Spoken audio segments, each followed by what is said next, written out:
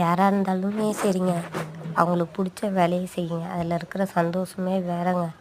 பொண்ணாக இருந்தாலும் சரி, பையனாக இருந்தாலும் சரி, அவங்கவுங்களுக்குன்னு ஒரு வேலை இருக்கணும். ஏன்னா 5000 இருந்தாலும் அது நம்ம சம்பாதிச்ச காசு நான் செலவு பண்ணுற சந்தோஷம் இருக்குது பாருங்க, அது வேறு தாங்க. அடுத்தவங்கள்ட்ட போய் நம்ம 5000 கொடு, 10,000 கொடு, இல்லை ஒரு 5 ரூபா கொடு, 10 ரூபா கொடுன்னு நிற்கிறத விட நம்ம சம்பாதிச்ச காசுன்னா அந்த சந்தோஷத்துக்கு ஈடினே இல்லைங்க.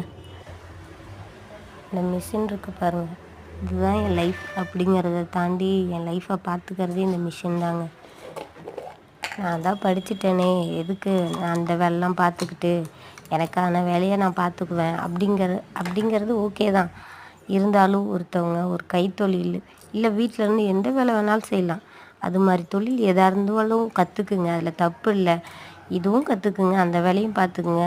அந்த வேலைக்கு எல்லா நாளும் நம்மளால் போக முடியுமா அப்படின்னா முடியாது. ஒரு கட்டத்துக்கு மேலே வீட்டிலேருந்து பார்க்கலாம் அந்த வேலையை. அப்படிங்கும்போது நம்மளுக்கு என்ன தெரியும், இது கற்றுக்கிட்டோம்னா பின்னாடி யூஸ் ஆகும். ஒருத்தவங்கள்ட்ட கை நீட்டி சம்பளம் வாங்குறவங்கள்ட்ட போய் வேலை பார்க்கும்போது அதில் எவ்வளோ கஷ்டம் இருக்கும். இதுவே வீட்டில் இருந்தால் நம்ம இஷ்டத்துக்கு நம்ம ரெஸ்ட் எடுத்துக்கலாம், தைக்கும் போது தைக்கலாம், இல்லை மற்ற எந்த வேலை வேணாலும் செஞ்சுக்கலாம்.